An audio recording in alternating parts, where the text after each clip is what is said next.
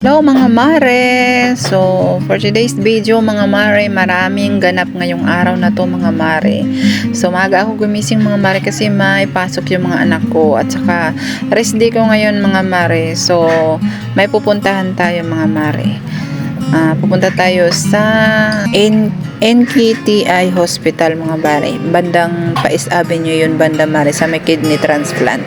So, ayan na mga mare, nakasakay na tayo ng bus. So, tayuan mga mare ang bus na sinakyan ko, punuan.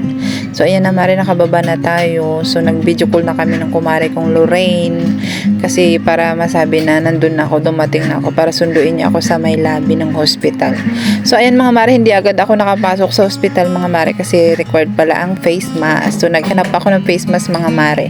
Bumili pa ako sa labas. So, tag 5 pesos ang isang pirasong face mask mga mare. Kung alam ko lang sana nagdala ako. So, ayan na mga mare, nakapasok na tayo sa hospital. Yun pala mga mare, magdodonate tayo ng dugo para kay Dylan, sa anak ni Ma'am Lorraine, sa ka-work ko mga mare. So, ayan, pangalawang beses ko na magdodonate ng dugo dyan mga mare. Habang waiting ako sa interview or sa blood test mare. After na akong kinuhanan ng blood test mga mare, nalungkot ako mga mare kasi hindi pa ako pwedeng mag-donate daw ng dugo after 1 month pa daw. Kasi mababa daw yung mga mare, hemoglobin ba yun? Yung pulang dugo mare, saka yung puting dugo. So, parang sapat lang sa sarili ko daw yung ganun. Hindi daw ako pwedeng mag-donate muna. After 1 month na lang daw muna. So, ayun mga mare, nalungkot ako. So, after ko sa hospital mga mare, pumunta ako sa grocery kasi may bibilin ako. Birthday din kasi ng anak ko ngayon mare, yung panganay ko. Bumili muna ako ng panghanda niya. So, konti lang mare, pang spaghetti lang at saka ng pang pansit. Tapos dumaan na rin ako mare sa Red Ribbon dyan sa may Commonwealth banda mga mare. Bumili ako ng maliit na cake para sa anak ko. So, ayan mga mare, nagpiprepare na kami ni GM, nagluluto na kami pagdating ko sa bahay. Pagdating niya galing school, tinulungan niya ako sa pagpiprepare at pagluluto.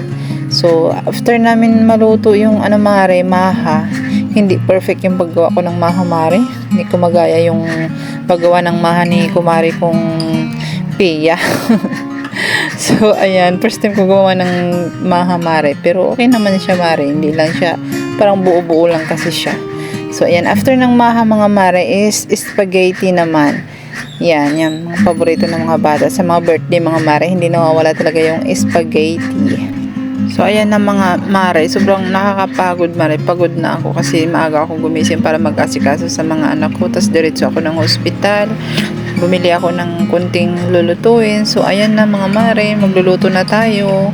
So, ayan, hindi ko inaantala ang mga mare, ang pagod kasi siyempre ito yung special day ng ng firstborn baby ko na si Kuya John Ren. So, ito January 9. So, ngayong araw siya pinanganak mga mare. Bale, 16 years old na si Kuya mga mare. Pinanganak siya ng January 9, 2008. So, piyesta ng Nazareno mga mare ngayon. Kaya John Renz ang pangalan niya. Yung Renz parang Nazareno. Yun, doon kinuha yung Renz mga mare. So, ayan na mga mare. After tayong magluto ng maha at saka ng spaghetti, ngayon naman mga mare ay ang pansit. Ang pansit na pampahaba ng buhay. Na sa tuwing birthday mga mare, hindi nawawala ang pansit. Kasi yan, may kasabihan sa ating mga kultura natin sa Pilipino na pampahaba ng buhay daw mare, kailangan may pansit daw. So, ayun na mga mare, ginisa na natin ang sahog at ng mga gulay mga mare. Ganyan ako magluto mare, hindi ako expert magluto mare ha. So, parang lang yan, patsambahan lang mga mare. So, ayan mga mare, nilagay na rin ang noodles ng pansit. Nahirapan ako magtimpla dyan mare sa pansit kasi hindi talaga ako expert sa pansit mare. Parang mas ako sa mga carbonara or sa mga spaghetti. So, ayan mga mare, parang tinimpla-timpla ko na lang din mga mare.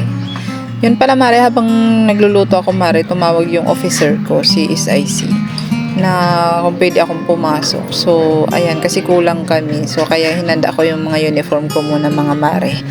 after ko magluto. So, ayan na mga mare, tapos na ako magluto mga mare. Ganyan din ba kayo mga mare? Yung namimigay kayo sa mga kapitbahay. So, ganyan ako mga mare. Binubukuran ko na ng mga pagkain yung mga kapitbahay ko mare sa mga plato-plato. Tapos, binibigay ko sa mga bahay nila mga mare. Kahit hindi ko sila gaanong nakakausap mga mare kasi parang ako yung mare, yung lagi sa trabaho. So mga kilala ko lang sila mga mare kasi lagi ko silang nakikita pag umuwi ako, ganyan. Minsan nakakausap ko lang sa tindahan, ganyan, sa mga sa harap namin, mga ganyan. Pero Birthday to you. Happy birthday to you. happy birthday, happy birthday, happy birthday to you. Uy, wish mo ba? Wish mo ba? Wish mo, wish mo. Ayaw mo lang. Isipin mo. Wish ko lang. Wow. Wish mo. So ayan na mga mare, nagblow na ng candle si kuya, inawitan siya ng kanyang mga kaibigan. So yung iba dyan mare, classmate niya, tapos yung iba naman, ka-team niya sa basketball nila mga mare. Puro lalaki lang yung mga bisita niya mga mare, kaibigan niya lang, sila lang mga mare. So yung handa niya na yan mare, sobra. Kaya after niyan mga mare, after nila kumain mare, bali nagtampay-tampay muna sila dyan sa bahay. So, ipapakita ko pala mga mare mula nung every birthday ni kuya. Talagang pinaghahandaan ko yan kahit kunting handa lang. Ako talaga ang nag-e-effort mga mare magluto. Kasi gusto ko yung mga birthday ng mga anak ko is ako talaga yung nag-aasikaso.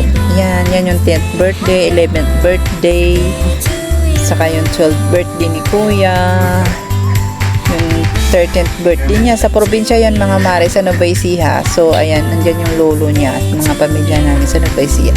Tapos yung 14th birthday at saka yung ngayon, the latest 16th birthday. Thank you mga mare sa panonood.